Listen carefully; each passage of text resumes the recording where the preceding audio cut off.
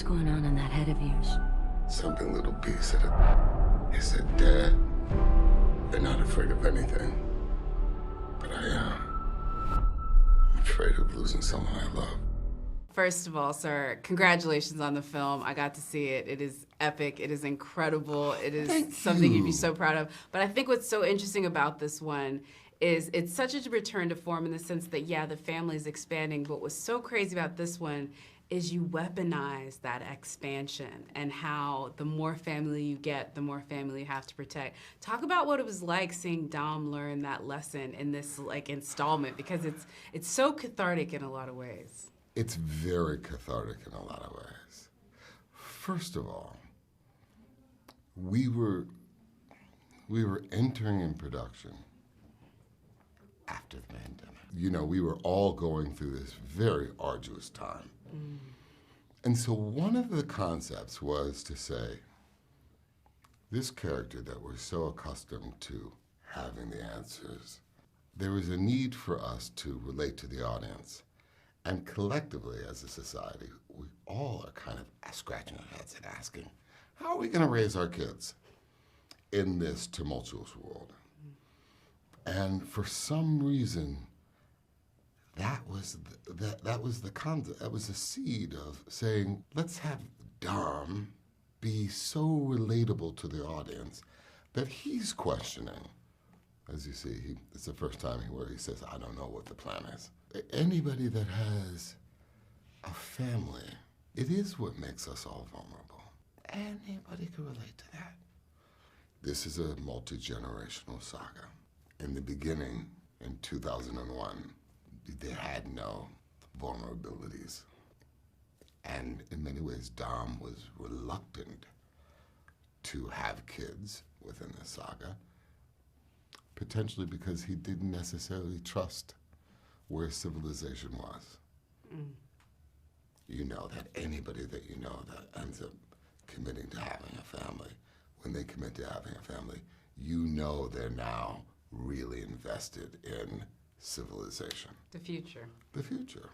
The number one question to ask anybody in the world, anywhere, are you pro-civilization or not?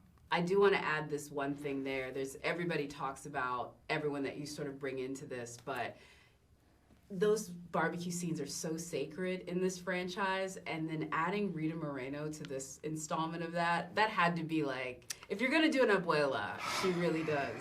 Well, think about that. So we added, in the previous film, brother, and we added the father that was promised in the first film. In most family structures around the world, the most regarded archetype in the family is the grandmother, plain and simple. If we were going to present the most powerful archetype in the Toretto family, who could you hire? Who could you cast? We were so blessed and fortunate to be able to cast the incredible talent of Rita Moreno. I remember someone saying, and this is really a trip, that her being in Fast 10, and this is deep, and people have to figure this out, was the promise of her groundbreaking Oscar in 1962. If you never would have gotten behind that wheel, I'd never be the man I am today. And now, I am the man who's going to break your family. Piece by piece. I took inspiration from really weird things. I just imagine what it would be like to be the devil. To me, the devil is something that's like very inviting, something that's you're seduced by. So I don't think there's any way you can play with humor and sexy, or you can play it any way you want to, but the root of it all, it's like he obsessed about destroying Dom on the highest level. And he's had everything taken away from him. So I just, you sit with that thing in there and go like, this is all he wants to do is really wear the skin of Dom. He wants this family. He wants to be like that. He's had everything taken away from him. And when you obsess about someone like that, it's pretty crazy. And so I feel like I wanted to make these colors. It was inspired by these pastel colors, this necklace that my friend made.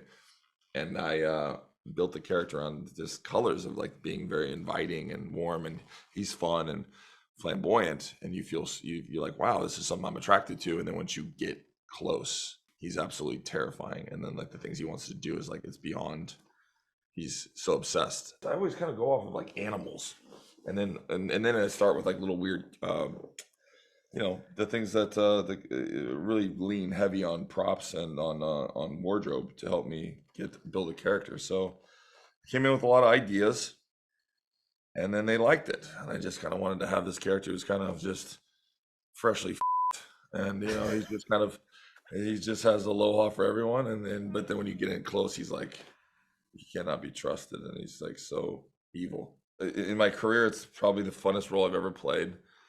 I did not see it coming and being like, oh, I'm going to be in Fast and I'm going to have so much freedom and be able to do something this wacky. But yet, Louis encouraged it. And I really, had a lot of time with Vin and going like, hey, my job is to be the most horrible villain for you and make this franchise even bigger and be something that you just go, you want to take him out, but you can't stop watching him. But you're like, he has to die because this is my family. And so it's gonna make people just go like, oh, I don't liking him, but I like him, and I'm like, wow, that's horrible. You shouldn't. And like you're that's what I would want to see. My job is just to go like, hey man, I'm just trying to make your story better and build a better character that just people want to go like, you don't know how to feel about it. I think everyone's seen it except for me at this point. I have a really solid idea that I pitched to Louis, and I'm hoping it comes true. Can't say anything about it, but I think if it was done this way, I think it's going to make him even more evil. I'll say this. We didn't get to see what he was like with his father. But if he were to have something we got to see him really care about something, and you see where his heart is, and then we fall for that, and the audience gets to feel that, then we take it away. And then we get to see what he really is going to do. Let's start back at the beginning, shall we? Los Angeles, 2001. Humble roots, local kids, street racers who became hijackers.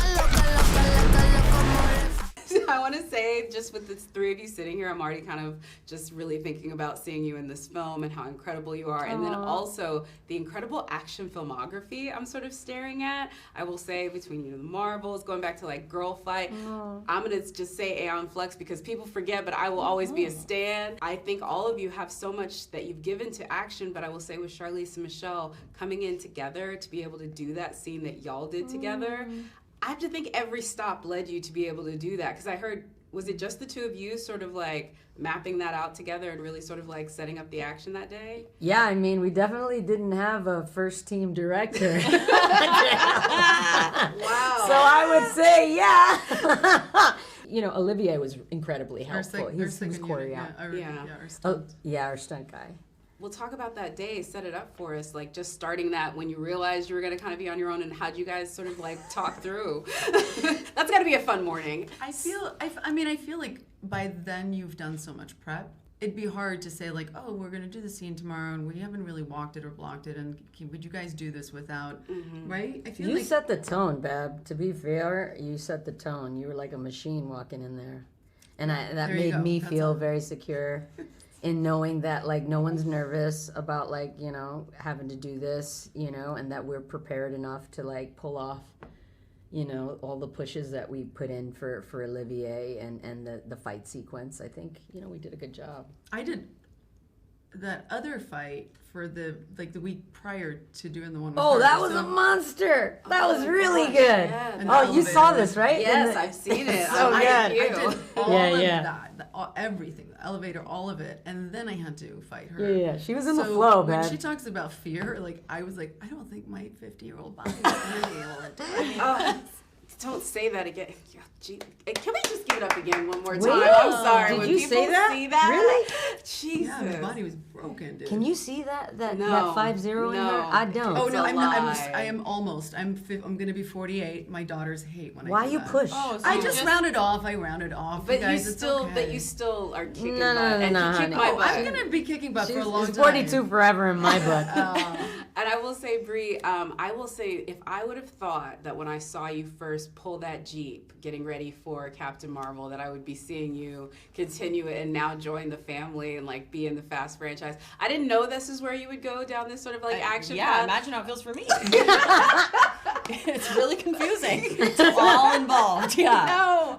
No, but talk about it because one thing I will say, you're clearly having fun. I can tell you're having fun with the character and everything you're doing with her. So what are you drawing upon? Because I heard maybe it is about family, even in what you're drawing on when you're playing, your version of Yes, this. I literally based the character off of Vin's family, so it's really imbued with family.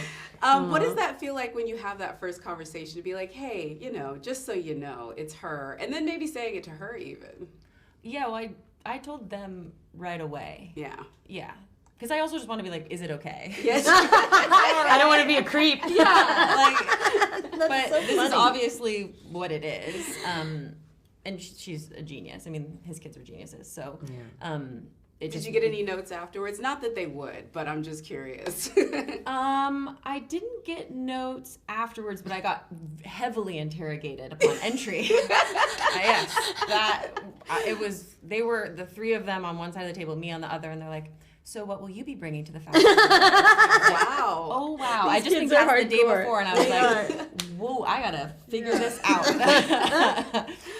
One thing I will say when folks do finally get to see it is I think everybody in this movie has a moment to shine. There's nobody that sort of doesn't get that moment of either levity or action or whatever. But I will say not just your fight scene, but every sort of fight scene within this has been epic. Is there one that sort of stands out to you? Because I feel at this point you're all experts on sort of the sort of Fast franchise as far as like cool moments either you've been a part of. Is there one out of this one or any of them that you're like, as we sort of near the final chapter, you want to say, don't forget this one? Because there's a lot of callbacks, I would say, in this one. Michelle, I'll start with you. I'd have to say, hands down, all the love that I put in was for the fight with Charlize. And I feel like, the reason for that is because, I feel like as a fan, I don't get a lot of that. Mm-hmm. And I feel if I feel that way, then imagine, how many people who relate to me feel that way.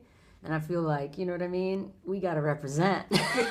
We got to bring it. Definitely have to bring it. It's always like a cat fight. Like if it's two girls. Yeah. It's never like a real fight, right? Still, that is the difference. We don't get a lot of that. So. And I saw how much you both did in that one. The camera was right there on you on so many of those shots. They were definitely not pulling away. And I could do that all day. I swear to God, it's so much fun. So fun. Bring it. It's my favorite thing.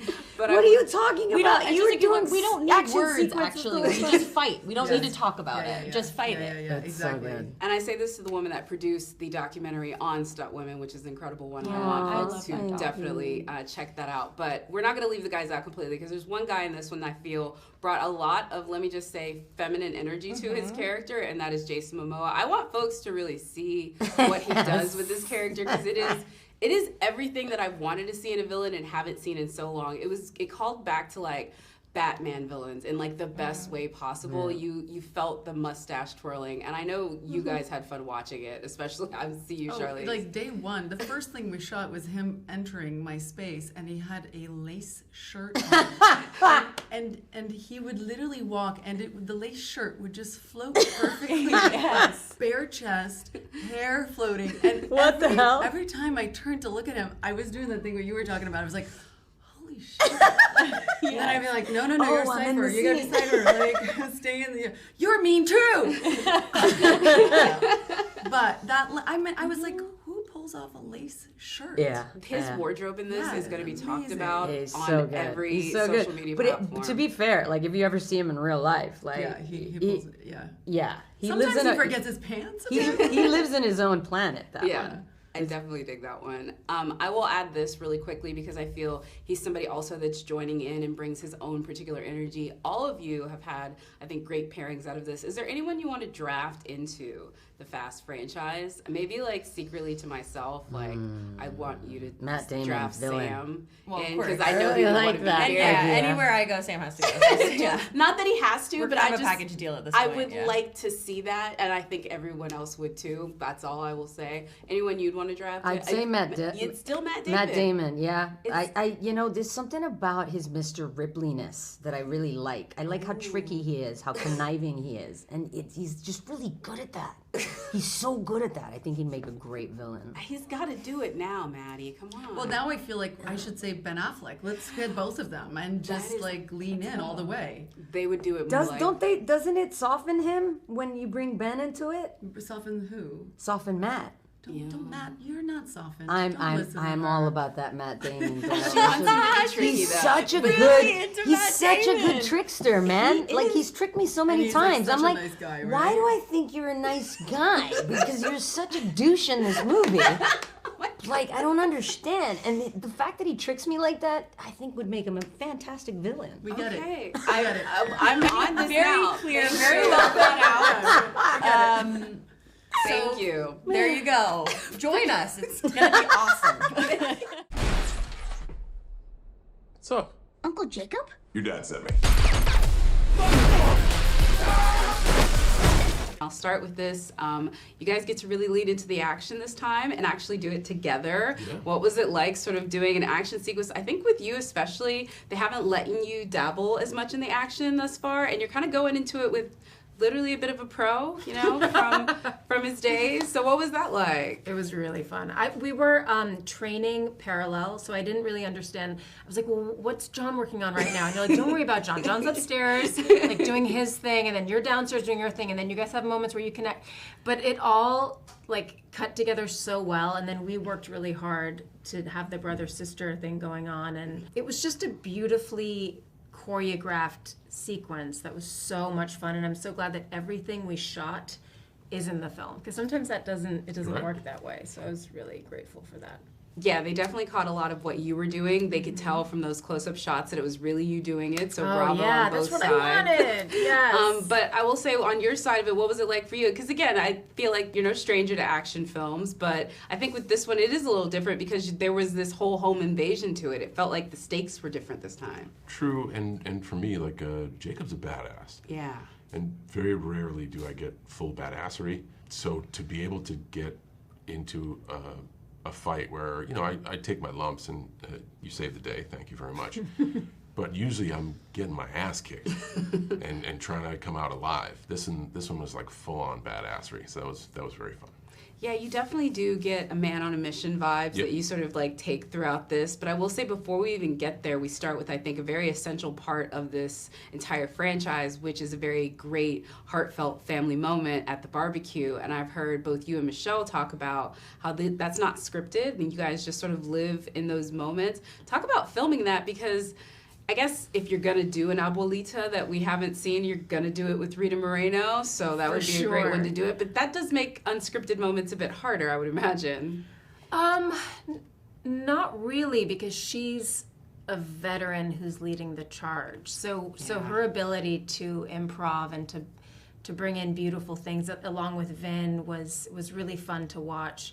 I will have to say, though, they had to go, guys, stop talking. Because we'd be like, tell us about this experience, Rita, and what was Warren Beatty like? And so they did have to stop us from pestering her. Because we really did. I mean, we had a legend on set. I think I'm more thinking about the intimidation factor more so than like anything she would bring, you know what I mean? Because I'm just like, I would like be flustered talking to her at any moment, you know what I mean? She was so warm that after a couple of hours, it's just all gone. Yeah. That's what it's just like, it's too sad to even think they could be that talented and then nice on top of it, so that's so great pretty amazing to hear. I will say with you, sir, again, I feel like this film brings up everyone's talents, but I felt you were especially right at home playing Uncle through so much of this. I don't know if folks know about your Make the Wish record, but I just feel like as far as making little kids' dreams come true, you've done a lot of that, and like, let's be real, traveling across the country with John Cena has got to be a lot of kids' dreams. What was that like for you, to sort of like live in that for a lot of the film? Well, thank you very much for the kind words. It was fun. A lot of fast is under the gun action, and what's the next play, and we got to lean into a relaxing road trip at points. Yeah. And got to really lean into that cool uncle, or trying to be cool uncle. You know, it was fun. It really was fun. A little bit unexpected, but I like it. I like it. The one thing I will say, though, even though it is like a little bit of a detour from what we normally see in Fast, it is the same in the sense of like, of course you're still going to get an action sequence. Of course you're going to be doing like tinkering of the tools and a machine gun car. You have your cool moments in this, sir, No, as I'm not well. saying, I'm not saying it doesn't lack adventure. It certainly does. But to be able to just be in a car together or be on a plane together and have a few moments before the next cool thing happens. It was very, very nice. I will say, because I do want to bring up the machine gun car, there's so many cars in this, but that one has got to be a prop that, I don't know, how does that go for you? How much of that do you get to play with? How much of that is real? Because that just seems like the ultimate big kid's toy. Yeah, and it's real. Like they made multiple practical versions. Wow. And it's something you read and you're like, yeah, okay, I can kind of see it. And then when you see it really, you're like, whoa, it's so much better than I imagined. And that's hats off to, you know, the people making the material for Fast. They love it just as much as we love being in it, just as much as fans around the world love the movies, and they want to make it the best they can. Oh, yeah, and I hope they get that out there for folks to like take a peek at it, because It's again, awesome. When they do get to see it, they're gonna want to have it at home.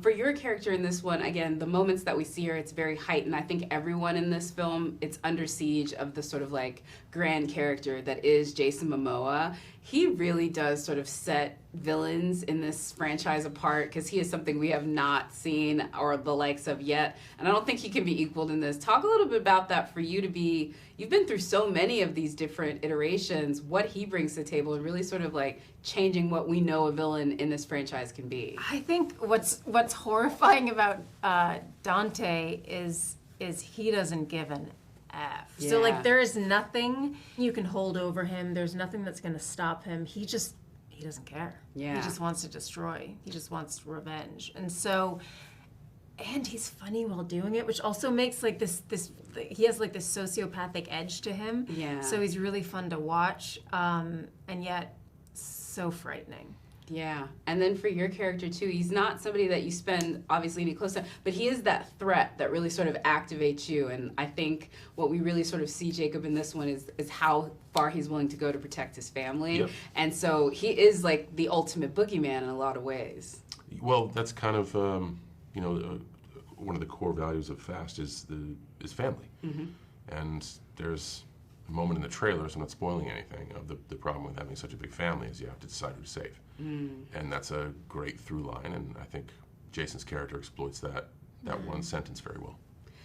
Yeah, one thing they definitely talk about in this franchise so much is, you know, who do you want to bring to it? Who do you want to like have join the franchise? I actually want to think about it differently, because just looking at this incredible cast, there's so many of you and all of you have a moment to shine. But I'm thinking about you like off type, like someone like you, John. Like you've been in like I think maybe one rom-com, but like who would you want to cast in like something different? Like maybe seeing Jason in like a horror comedy. Who else in the cast would you like to maybe see play outside of this sort of like action genre that we've seen you guys sort of play out in chapters through this entire franchise? Who would you want to see do something different?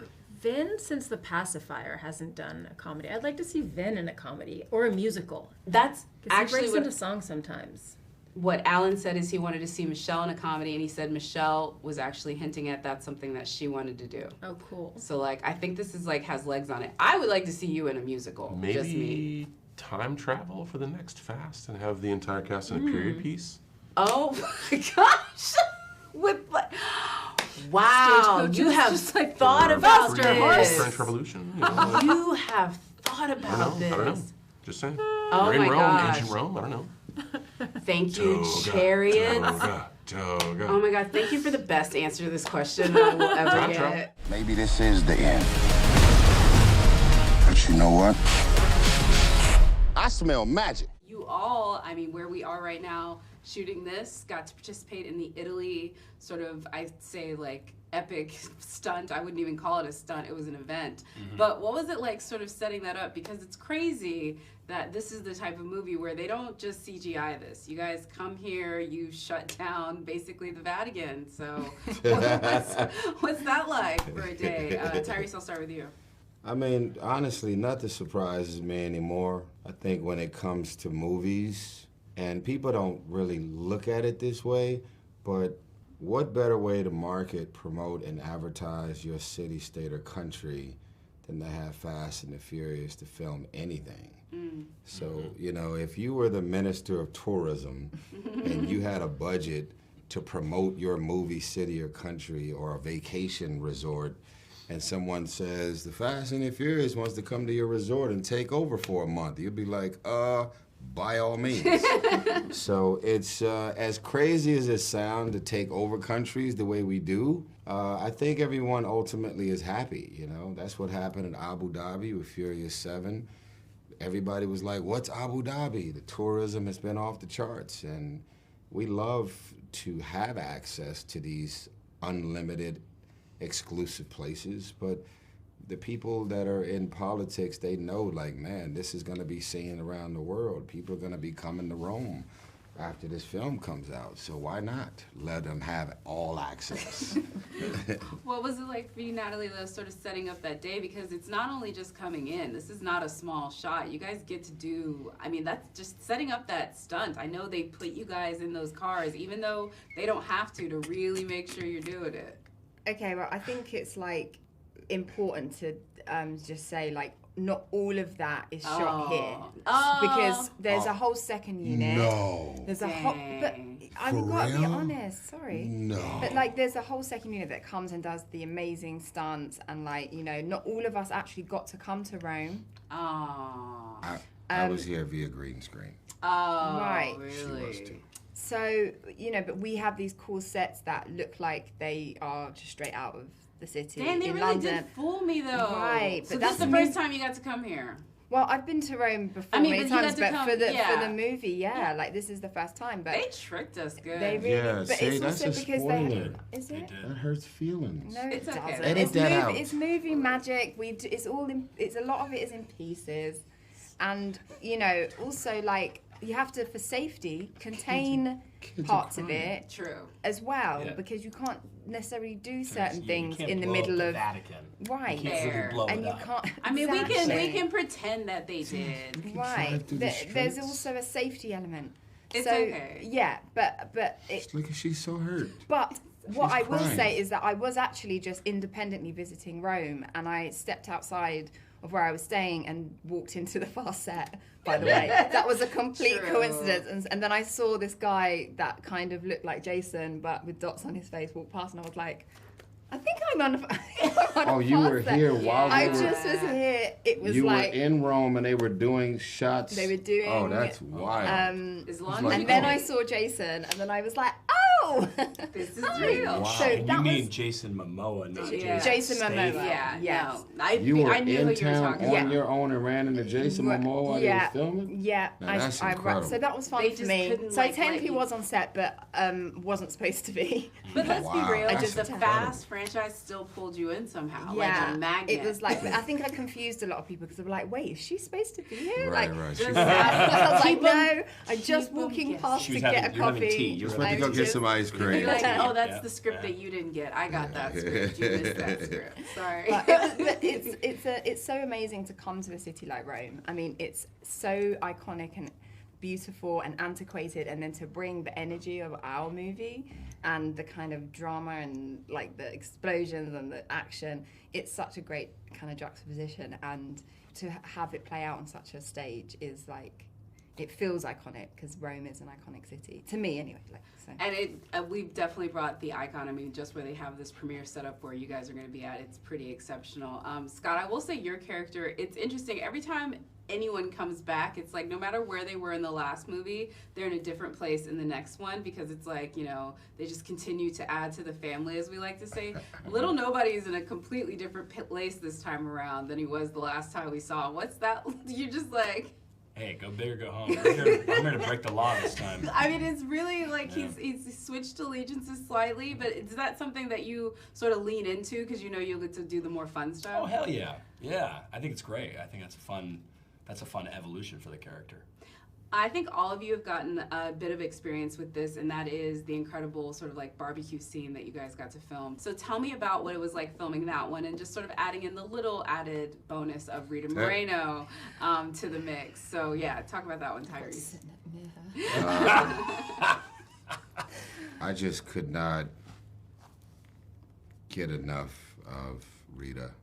I mean, it was like really warm and beautiful, and she definitely hit it out the park, but you could tell that these are words, but that's really who she is. She is beautiful, she is warm, she is funny, she's got a lot of wit and charm, and she also has a bottom line, just like her grandma. I love that. It's like no jokes. It's like, you know, we could crack a couple jokes. Like, hey. You know, so. It must have been tough for you. Yeah, it was. What about you? I saw you geek out a little bit, because who would not geek out about Rita Moreno? Yeah, I had to work quite hard to kind of just, you know, be cool. But she was ever so sweet and so, like Tyrese said, so warm. And it was, because I got quite a good seat at the table, just like in terms of the blocking, and watching her. Sorry, I was excited. I was like, I'm so close. This is amazing. Like up close, front row seat, to watching her work and watching her, you know, just be the artist that she is. Like, I was a little in awe, to be honest. And it's always really wonderful having everybody together as well. And it feels like familial. It is familial, but it's family. And also just because of the way where that scene is in the movie is very different this time. It kind of sets us up in this kind of warm, kind of big warm hug, and then it kind of boom. And usually we have the big warm hug at the end once we've been through everything, and it was just such a great send off for us into the film, because having that in our memories and our sort of energy before we go out into this mission, it sort of felt like we were set up really beautifully, and Rita was just so instrumental to that. But the days where one man behind the wheel of a car can make a difference are over. It's time to prepare for what's coming. You might want to buckle up.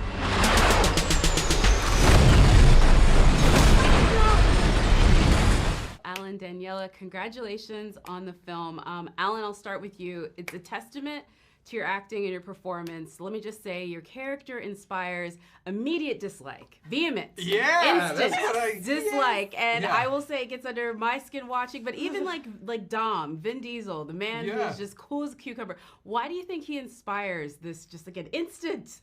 He's real unlikable, that guy. You know? And also, this is what most people say when they meet me. I'm a very method. I know. You're such a nice just man. Just under my skin, instantly. I don't know you yet, but I'm sorry. I'm kidding. The character. No, that's great. I feel like maybe I did my job. Yeah. I don't, Vin. I don't know. Vin is like the nicest guy in the world. I can't even. Did I get under his skin? I mean, on screen, cool. You definitely, I think, got under his. I definitely immediately. Okay. Like he was just like, okay, I don't like this guy. I'm not about it. But this, it's sort of the opposite in comparison to you. I will say, I think every girl who's watched a Fast and Furious movie dreams about the day they can line up next to Vin Diesel on a street race, and then you get the added bonus of Jason Momoa. What was that like?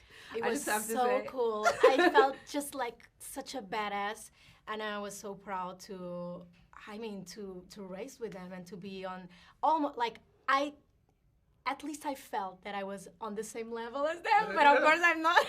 But I was like, yeah, I can do this. Can you drive like that? Can you drive? Actually, on my everyday life, I'm always on the limit, and I'm the one like, come on, if we can go on, I don't know, but in Portuguese would be like 100. Why won't we go on 100? You know, so I'm very like, let's go. Oh my God, yeah, no, that's like 30 miles an hour. She drives like a grandma. No, not at all. Not at all. That sounds insulting. That would be insulting. I remember a little bit about Brazil. They definitely like the pedal to the metal taxi drivers down there. They are aggressive. I believe her that she's having to go very far with it. I also want to talk to you both, though, about basically the entire sort of crew. I know you guys are new to the franchise and joining in at this one. Talk about that first day on set, because you know this is getting towards the end and you're part of these final chapters. You know, no pressure. Totally. I mean, anytime you walk into a world where the family's been together for 25 years, it's hard not to be like, Like, can I? Yeah, can I come in? And there was such a good energy on set, and Vin several times was like, I think the energy on set feels better than it has in a long time. It's in any family, like, you kind of get into a cycle where you just sort of like, you're kind of on autopilot. And I don't know, it felt great. It just felt great, and everybody's so welcoming. It was extra scary for me because I was coming off another film and had to go straight to set to shoot the scene, the scene where I was with Brie, giving basically all the exposition, 5 pages of exposition. No pressure. So I showed up, I was like, oh my God, I'm so tired. I'm like so jet lagged right now. I don't know how this is gonna go. Didn't know anybody and just sort of thrown right in the fire. And I don't know, it worked, and it worked because everybody was like, so like, you got this, it's okay, we're here for you. And that's where we disliked you. That's where it came from. That's so why that was it. Yeah, I mean, it was jet lag that you didn't like. I can separate myself. No from notes. it. Yeah. That's great. I love it. Yeah. What about you, Daniela? Was that your first day? Was it the racing scene? Not the racing scene, Okay. but as I remember, my first day, I think it was the scene with Jason that he grabs me by the hair and everything. On the bridge? Is it a bridge sequence? Yeah, the bridge thing. Wow. And I mean, Jason is amazing. I always, like, the image that I still remember about him is he's a rock star. Yes. He's not for me, he's not a movie star, like a superstar. He's a rock star. Like, the rock is important. Yeah. And on the other side, we have Vin that is super thoughtful. For me, I saw like a lot of spirituality, and he's that kind of actor that pulls you on the side and is like, what are you feeling? What do you feel about being here? Are you grateful? You know, so it's like very thoughtful, and he makes us be in the moment and think about this moment that we're living. It's not a thing like we go there, we shoot the movie, and then a few months later, we're doing press and we think about the memories that we had. No, we were in the moment thinking about that. So it was really nice. So mindful. I also have to get you to talk a bit about Jason, because I will say, it has already been said, he is literally, I think, one of the best male villains we've seen in this franchise, and that's saying something. In the 9th chapter, if you want to talk a little bit about him. He was good. It's funny that she says that, because when I think of Jason on set, I think of the endless lineup of bass guitars that he has coming. It's like some kind of Pixar movie. He just sticks his hand out and somebody fills it with a bass guitar, and he's like, no, while we're blocking, and then he just, like, action, and somebody grabs it and runs out. The trouble that you have to go through to have that many guitars waiting, and like a guitar person that's there. I just want to get to the level where I have a guitar person. I can have a puppy. I don't need a guitar. A puppy just so I can handle. We all find ways to sort of like soothe ourselves through this process. I think one thing I like to do, especially with a cast this big, is there's so many folks that come from different things you've seen them from, or new folks that folks are just getting introduced to. But you honestly think everyone in this, they know action, they know heist movies, but you want to think about maybe what something else is. Like, so instead of asking you like, which one would you want to do for heist, which one of your castmates would you want to see do something off type? Like something like maybe Vin Diesel doing a musical, maybe like Jason Momoa in a rom-com. Like, I think there's a lot that like these guys could do that we haven't seen them in yet. It was fun. I was just talking about this with Michelle last night. And we were talking about, she's like, I want to get into comedy. I think she is so funny. Oh, I think you're right. She would be so good at that. And it's kind of unexpected because she plays like the tough, brooding kind of awesome, badass chick. But to she's like an animated character when you talk to her. Oh my God, I think she'd be great at that. I think you're absolutely right, because she's kind of got that in Dungeons and Dragons. She's kind of doing a little bit of comedy. I dig that. What about you? Anything you'd like to see somebody in, like different? I don't know. Helen Mirren in a musical would be cute, in my opinion. Or like Brie Larson in a horror comedy. Yeah. Yeah. I would say Tyrese on a drama. I can see that. I could see him doing like a nice, like really serious, like courtroom procedural type thing. I can dig that. I can dig that. Jason Momoa in a Hallmark movie. Oh my gosh, that one. Let's bring that to life. It's a setup. He's trying to tear us apart. You bring a bit of royalty to everything you do, but especially to Queenie in this one. Well, her name Queenie was a kind of a riff on doing the Queen, obviously, but also my aunt was called Queenie. Oh, and my mum, on my mother's side, we come from a very old working class London family. So Queenie is actually a very old working class kind of English name, London name. Oh, I do love that, because on our side it's just like, well, of course that's exactly who she would play this. Yeah. But I do have to say, when you really think about it, I heard someone say, it's like, well, I would never picture the woman who like played the Queen to do an action movie. I was like, really? You have a long history with action and adventure. I think you've always been yearning to do more physicality. Has that been with these later chapters are is really you like hearkening to something you've always wanted to do, because you've really, since Red, leaned into this a lot. Very much so. I mean, I love watching action films. I think they're so creative. I believe stunt people should get Oscar nominations, because nowadays so many films depend completely on the design and the execution of stunt work. So, and I find it very creative and very incredible fun to be a part of, and to watch the way a great stunt is put together.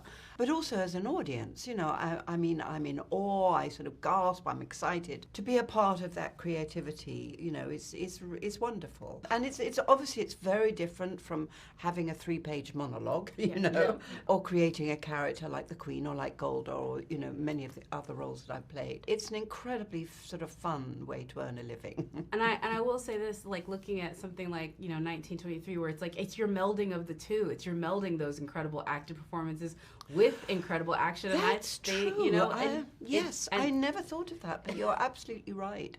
It's a great acting role, and hopefully, you know, already has been, you know, there's a lot of action, and hopefully will be more in the future, yeah. I love that. And one thing I also want to add to this too, with everything that you sort of bring to this, is, you know, they really sort of talk about the family of it, and obviously you have ties to that one. But I love hearing that you were the biggest action fan, because there's so many great action sequences that you are, I would say, more adjacent to than a part of. But are there ones that about this franchise or any action movie that you sort of like stand out and say, as somebody that's really admiring of the craft, I'm sure there's ones that you like stick in your mind and like, oh, I loved that stunt?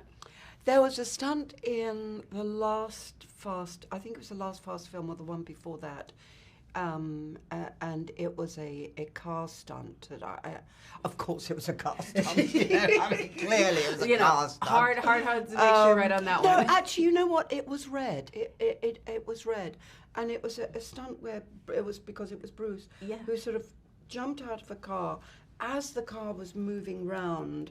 It was an amazing moment, and I mean, I didn't watch them do that stunt, but it was like mind-blowing. How did you do that? How was that possible? It was, and of course in Fast and Furious you have many moments like that where you're just, you know, you're just in awe. I love that. And I will say, as much as the family expands through all of these installments, it's so refreshing to hear that family members enlist others, because I've heard Charlize say on multiple occasions, if Helen does it, I'm signed up. So basically, anytime you want to do these, you know that you have a partner in tow. Is that kind of a bonus with this? Yeah, is like kind of cool if in the end Queenie turned out to be Charlize's mother. Wouldn't that be cool? I mean, are we talking like spin-off way already? In the background. I've heard several pitches today from movies, and I will say everyone that y'all have come up with, I feel like the folks that like Peter and Donna already know these pitches, and we just need to wait to see them happen. Yeah.